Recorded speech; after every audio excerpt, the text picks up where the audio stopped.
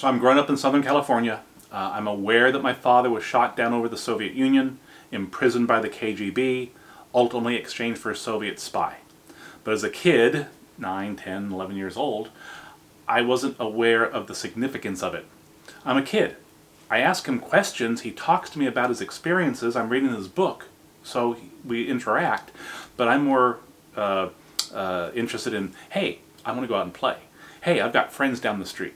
Hey, I want to go do this. I didn't understand the significance of what he had gone through until it was too late. He dies when I'm 12 years old. That's when the light bulb goes on in my head. Oh, not everybody's dad gets shot down, imprisoned, or exchanged. And in high school, I'm very introverted. People would ask me questions. I wouldn't know the answers, so I didn't want to talk about it. Sometimes I felt I was stuck in a rock and a hard place. If I talked about it, some friends would think I was boasting and bragging.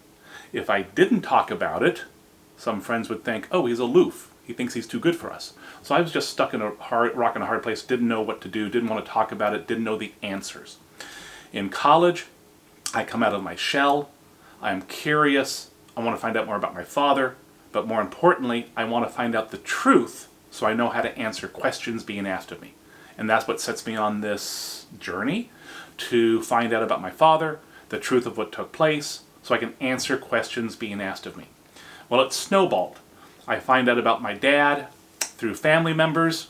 There are more questions.